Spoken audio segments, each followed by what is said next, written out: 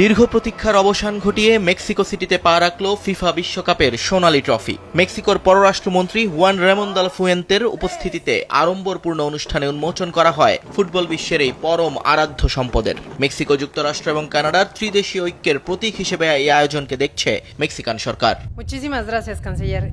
তবে এই সুন্দর ছবিগুলোর পেছনে রয়েছে এক অস্থির প্রেক্ষাপট।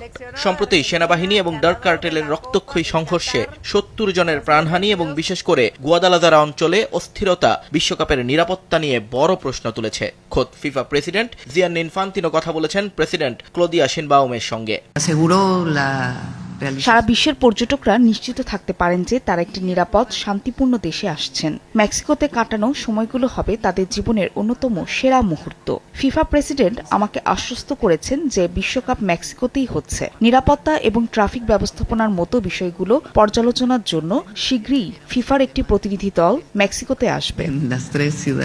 সরকারের আত্মবিশ্বাস আর ফিফার আশ্বাসের ভিড়ে অবশ্য ভিন্ন সুর রাজপথে। সাধারণ মেক্সিকানদের অভিযোগ, বিশ্বকাপের দোহাই দিয়ে বাড়ছে ঘর ভাড়া, উচ্ছেদ করা হচ্ছে স্থানীয়দের। পর্যটন ব্যবসার প্রসারে সাধারণ মানুষের জীবন হয়ে উঠেছে দুর্বিষহ।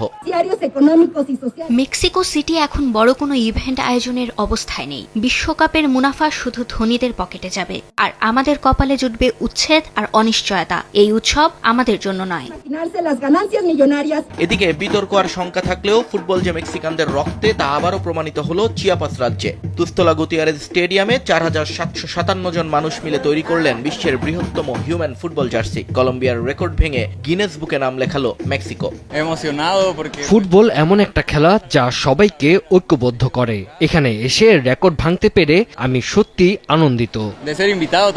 আগামী ১১ জুন অ্যাজটেকা স্টেডিয়ামে কিক অফের মাধ্যমে শুরু হবে মেক্সিকো অধ্যায়। একদিকে গিনেস রেকর্ডের আনন্দ, অন্যদিকে নিরাপত্তা এবং অধিকারের লড়াই। এই দ্বৈরথ সামলে মেক্সিকো কতটা সফল হবে তা বলে